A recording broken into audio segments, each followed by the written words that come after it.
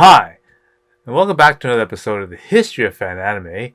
I'm your host, William Chow, and in today's episode, we're going to talk more about some more fan letters. And in particular, I'm going to talk about a interaction with a female anime fan. And again, at this time it was really kind of, female fans are really, rare. Now, I just spent a huge section of episodes to go over and talk about the marginalization of women in anime in the early stages, and so I decided to actually go through and find some old letters that I've came across where I've we've done some conversations and some different back and forth between some of the fan mail that I've got from the CFO, right? So we're going to go over that in this particular episode. But before I begin, I want to remind everyone to go down below, click like and click subscribe. Any sort of interaction that you do with this video, helps it put it out to the YouTube algorithm, and of course that really does definitely help if you want to support me financially. I do have my PayPal and Patreon links active below, as well as the super thanks button is also available as well for that. Okay, so if you want to do that, that would really help. Okay. Also, just some quick little news. I've also, right now in the Langrisser is having another major anime crossover. They're right now doing a crossover with a Dead or Alive 6. And so you can get the characters like Katsumi in your game. So I just finished doing that for the game, and it's just pretty cool. Like, so now we get another sort of ninja-like character in the many that are available in the game. Especially from like Langrisser 5 and the new Millennium Langrisser. You get some more new ninja type characters. So definitely that's a lot of fun there. The other thing that I wanted to also do is I want to notify that I'm experimenting with musical sounds and that kind of stuff. And in the previous video, I basically took the header of my YouTube channel, the description, right, and I used that as a prompt in the piece of music making software called Udio, and it produced a really kind of wacky little rap song that I've posted in the previous video. Again, I'll put the link down below so you can check that out. This time around, I tried to do a different website called Ryfusion. Much better. Okay, this is a way better platform.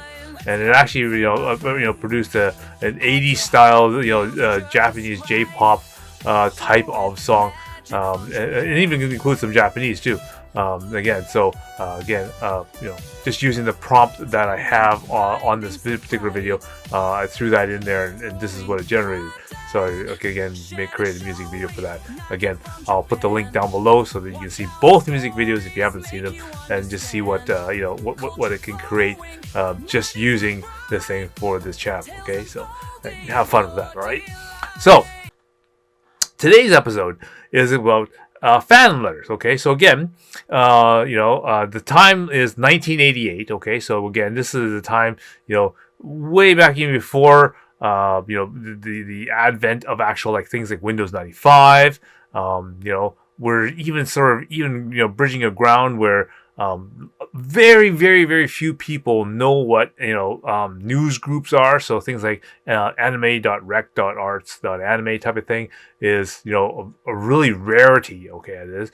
And so we're doing a lot of correspondence using pen and paper, sending using the post office system to send things back and forth. So one of my first interactions that I had with people, and I've already started some of the letters before, was a person named, and I'm going to give her the name, Cindy, from CFO Denver. Okay, I've already done a few of her introductory letters early on, and shown examples of her letters in different things recently, and so I'm going to go over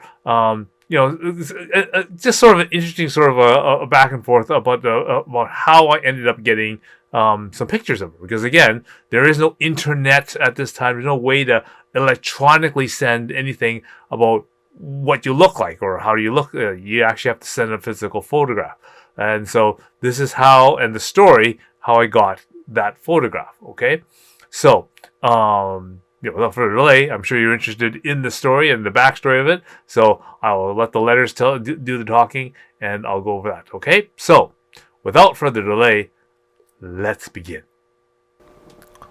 Okay, so I'm going to start with this letter here, all right, just as a frame of reference. So she sent this letter that's dated 4/8/88, so April 8th, 1988, okay? And, just going to just skip down a little bit, and then she writes in the middle, this is the point of this letter. I hope you decide to send me some Xeroxes of your artwork. I would very much like to see it. So you don't like doing small pictures because it gives people a chance to look up close and see all your mistakes. I've always felt that it's the other way around. Okay, so obviously we're talking about the fact that we draw a little bit of artwork and that kind of stuff, and we like to send each other samples of what we've drawn. And the conversation went that again, I don't like drawing little small stuff because people can look at it really close and then see that the fact that there's I have a lot of problems drawing faces and that kind of stuff and trying to get the proportions right and all that kind of stuff. So I opted to draw very large pictures, right? Using the cross grid technique where you grid off your picture and then you basically copy the grid and scale it to a larger piece of paper, right? So that's that's the way I like doing it. Anyway, so she's asking me to send her pictures of something that of artwork, and again, I don't know what she's done, and she doesn't know what I've done. But the fact that we do some kind of artwork, that's a common thing that we have with each other. And the other thing I'd like to also mention is that especially the newer users, millennials, and that kind of stuff, who used to doing emails and actually typing everything. Back in the day, not everyone had really, good computers and all the things like the printers and that kind of stuff as easily. So back in the day, you had to handwrite your letters, and you can tell she's got like remarkable penmanship, like nice flowing, consistent lettering, very readable, and very easy to read. But also, you just see that all the different letters like the eyes and that kind of stuff are all very, very consistent. She even has little nice touches to a lot of the she loves putting that end curl in a lot of her letters. Like the N has a dipping curl, the K, the H's all have like nice dipping curls in them, and very, very nice. It's a very, very nice handwork. Which is something that obviously in the modern day no one really cares about, and no one actually even teaches or even practices nowadays. So I'm gonna start with this letter first, just to give a time reference here. So this is my fifth letter sending to her, and and again, I don't care about the address because again, this is an older address. There's a story about that again. I'll tell you. I've actually supposed to have mentioned it, but it's for the longest time I've had this when I first moved here, had this address, and then I got another place in Vancouver, and then years upon years later, a friend of mine, brother, ended up buying this place, and everyone's saying, does the address sound familiar? And he goes, yeah, it just happens to be the old place I used to be at. And I'll get into being such a small world in another episode, but just for now, it's not it. Anyway, the most important thing is the fact that it's April the 17th, 1988 when I wrote this letter. Okay, and just to put a little bit of backstory, right? We were going back and forth. She had finally picked up a second VCR to do dubbing, and I just wrote here that I got her last batch of tapes back in April 13th, so 5 days ago. She sent me a batch of tapes, and so then I got a new set of requests. She had asked for 7 tapes for the new videos, and so I got some blank tapes, and it took the last 3 days to copy those 7 blank tapes. So basically 2 tapes a day, roughly 2 to 4 hours or whatever it happens to be to record it. And I was just making a comment that it sounds like a lot of time, but it really isn't as much as it sounds when you are going to do something else like read psychology, right? And so I remember when I was going to university at this time, taking first level psychology, and of course, there's lots of reading, lots of note taking, and so I began just sort of pop in the tape. It's good for 2 to 4 hours, so you figure, okay, well, I'm just gonna read and take some notes on the stupid chapter we have to read, and there we go. Okay, I'm gonna skip ahead here to page 2, and I write in the middle of the letter here. As an aside, my roommate is peering over my shoulder, asking me, "What are you doing?" And he reads a few lines and says something crude and nasty to the effect of, "Ooh, another one of those letters. Hey, get her to send pictures." Anyway, he leaves the room saying something similar to, "Nudes, pinups, centerfolds. Maybe I ought to send you a picture of him. Then you'll know what a sex-craved psychopath looks like." Anyway, so look, like thinking back on this, I'm surprised that she didn't stop writing me at all, right? But obviously she has a sense of humor, and I'll show you that later. But I'll sort of explain the situation. Okay, so this is my first year, being in Vancouver, and I've told a lot of my friends that my parents bought a place, and I'm living in the basement. Okay, pretty much rent free, right? And if you guys ever are in Vancouver, you're welcome to come over, and I got a place for you, basically.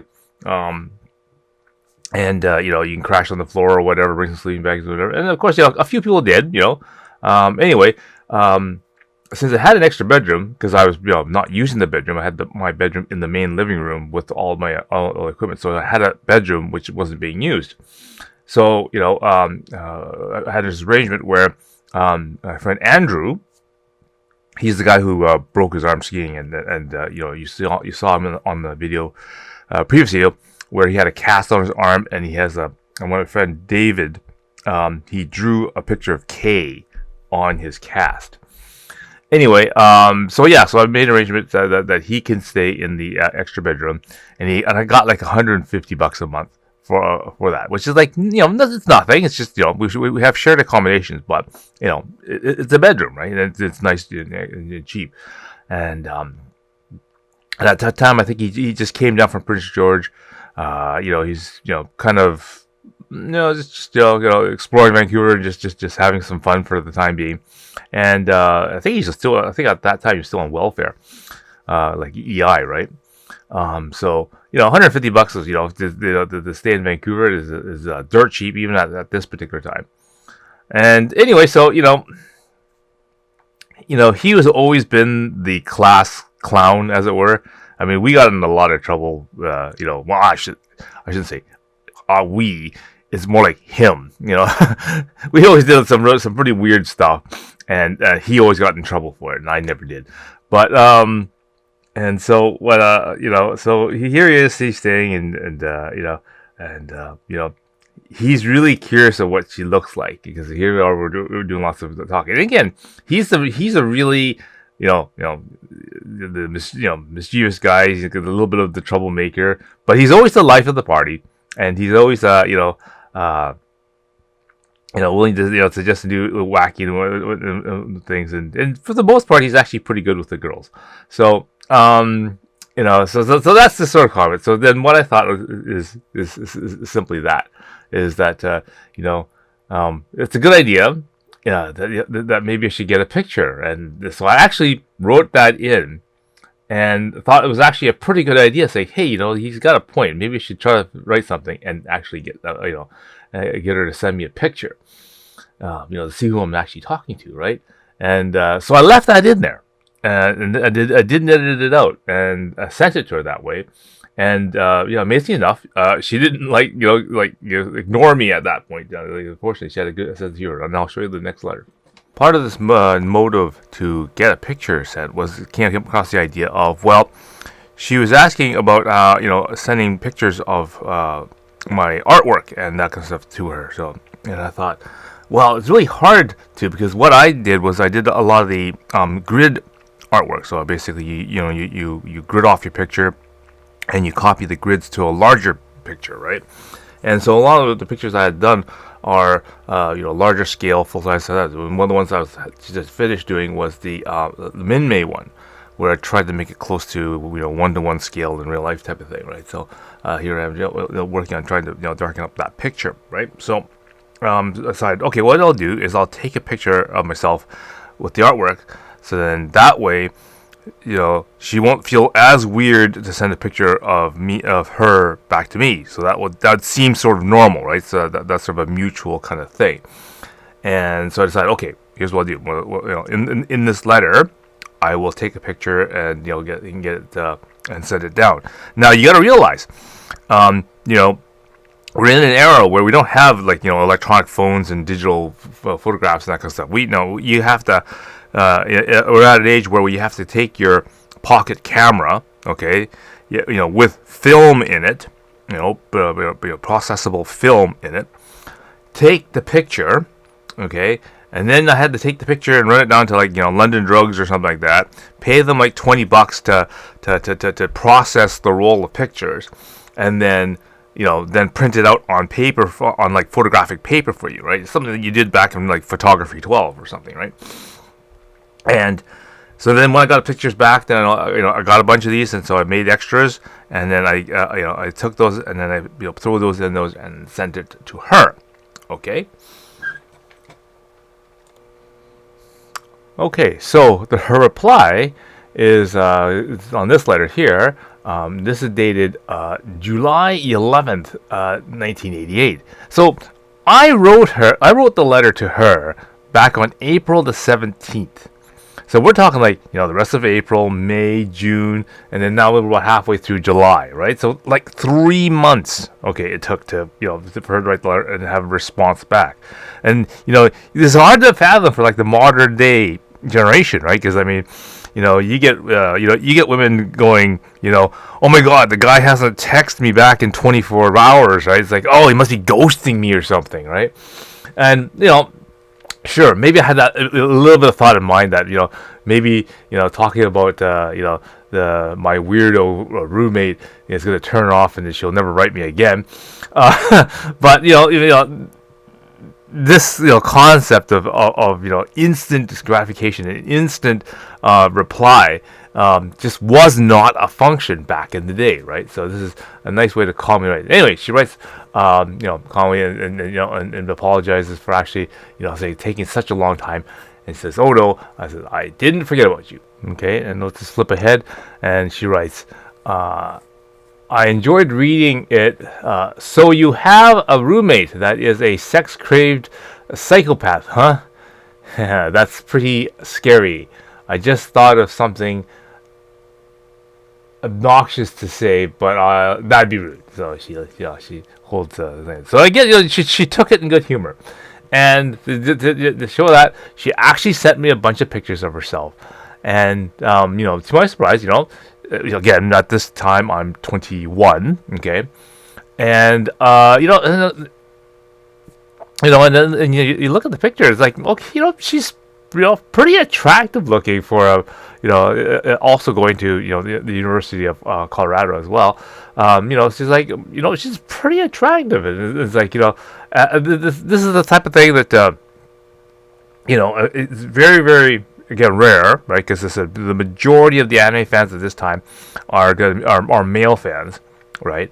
And and again, the female is going to be the minority.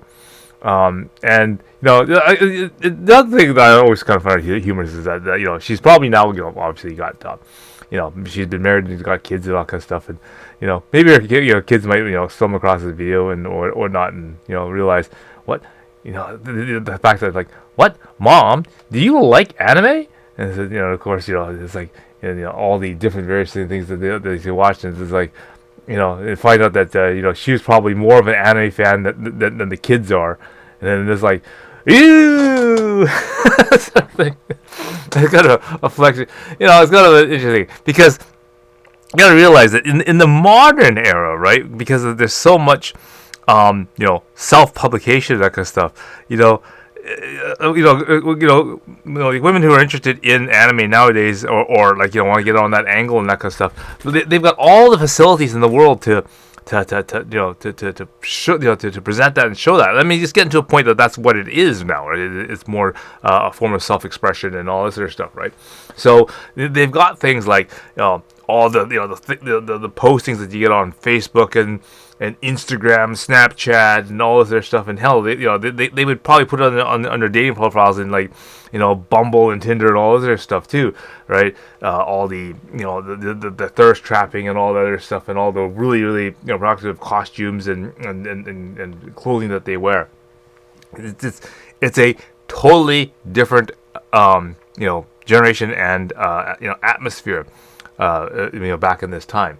And it's just really interesting to now read it back and just sort of remember how conservative the time period was.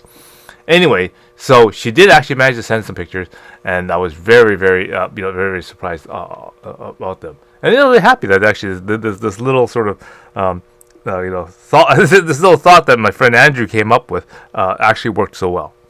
Okay, I hope you found that really interesting. And again, I got like an entire like comic box full of letters and that stuff from different anime fans and whatnot. And again, I'm going to go through more and more examples of this because again, I think it's really important that after 40 years and that kind of stuff, that we should document some of this this letter writing and some of the things that were said and done, because I find that the letters themselves are like time machines. Like they actually, when you write something in a letter, it really helps document what was going on in your life and certain like facts and kind of stuff you write into your letters. And of course that gives you a very accurate reflection of what's going on in your time. And again, we can elaborate on that, and just like helps you kind of puts things in perspective. Okay, so definitely more of those will be coming. So until next time, I will see you again.